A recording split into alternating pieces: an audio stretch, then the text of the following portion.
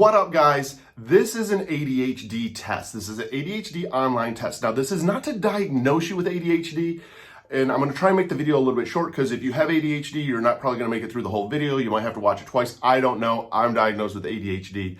I got this test from my psychiatrist of some of the questions that he does when he has a patient that wants to be diagnosed with ADHD. A lot of times we don't realize getting a diagnosis when it comes to any kind of mental illness is not like a normal medical illness. You're not getting a shot. You're not getting blood drawn. There's no physical symptoms or even chemical symptoms that they can find inside your body, give you an x-ray to know exactly what it is you're struggling with. So a lot of them are done through test.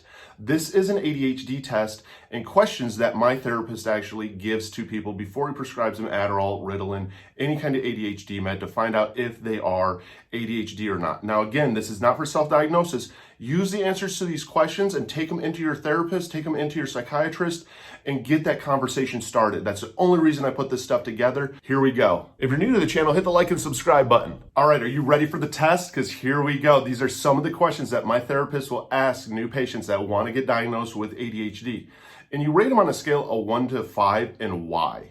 The whole key behind this is the why. Why do you feel you're on a 1 on this question? Why do you feel you're a 5 on this question? There are no yes and no questions. It's 1 to 5 and why do you feel this way? What makes you feel this way? What are some examples of why you feel this way? So the first one is, do you have trouble starting a major task? Does it stress you out to start a major task?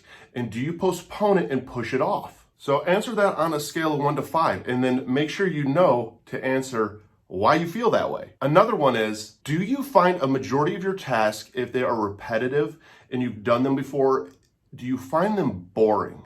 And do you find yourself now having trouble to do those tasks?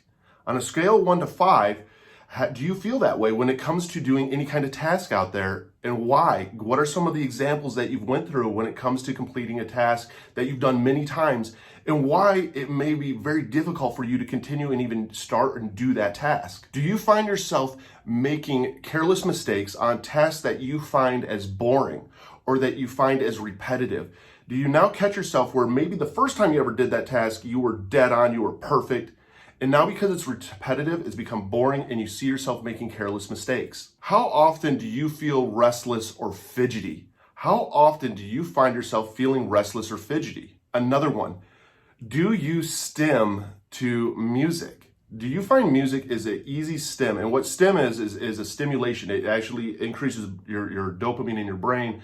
It gets the juices flowing, in other words. But do you find yourself repetitively listening to the same song and watching it and feeling it make you happy?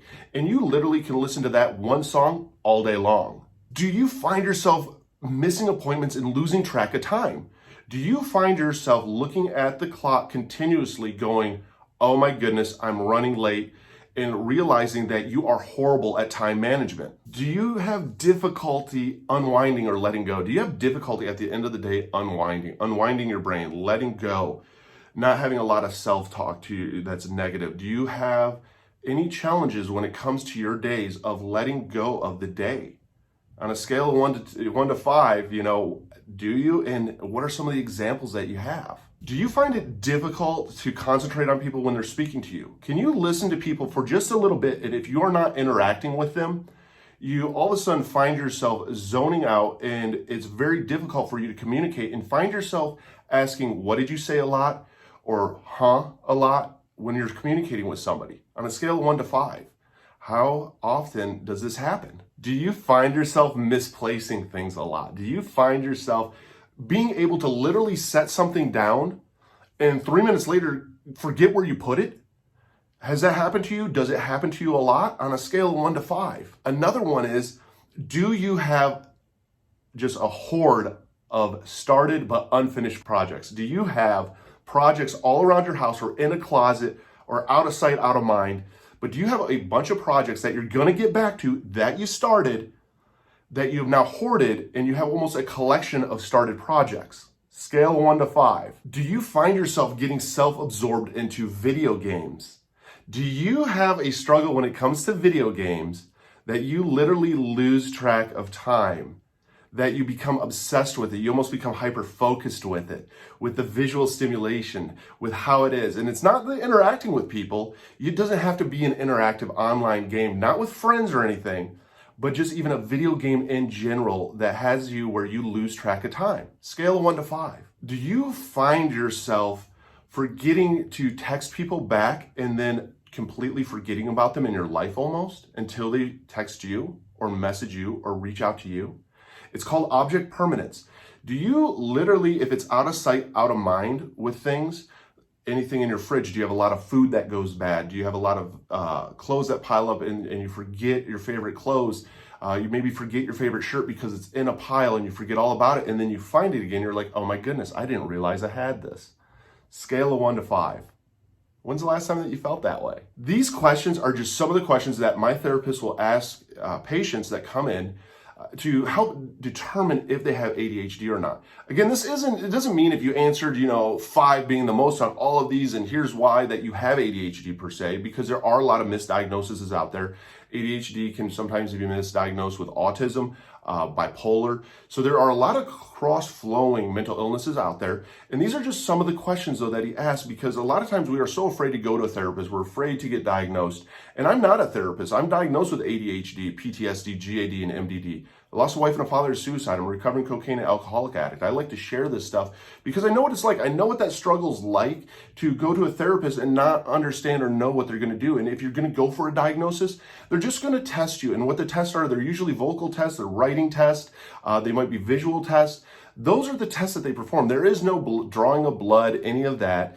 It's mainly going to be them sitting and understanding and looking for different patterns, looking for the reasoning why, looking for your explanation why. And that's why it's so important to be honest and open with your therapist. A lot of times we're afraid of them, but don't be. Be honest and open with your therapist. I hope that this test helps somebody out there. I hope maybe you wrote it down and it helps you go out and go to your therapist and say, hey, I want to get tested for this. I have a feeling I might have ADHD. I saw this weird dude online. He was giving these questions. Here's how I rated him as a 1 to 5, what I feel, how I feel, the last time that it happened. Give the best examples. Instead of just saying, yes, I feel that way, make sure you let them know, like, hey, yeah, I feel this way, and here's the last time I felt this way, and here's examples of why I feel this way. Make sure you have the examples, because it's all about communication with your therapist to make sure you get the proper diagnosis. If you haven't hit that like and subscribe button, hit that like and subscribe button, comment down below. Love to hear your comments. And just realize this, that you're not alone. Don't fear therapists. Don't fear therapy. A diagnosis doesn't define you. You define you. The definition of you is amazing.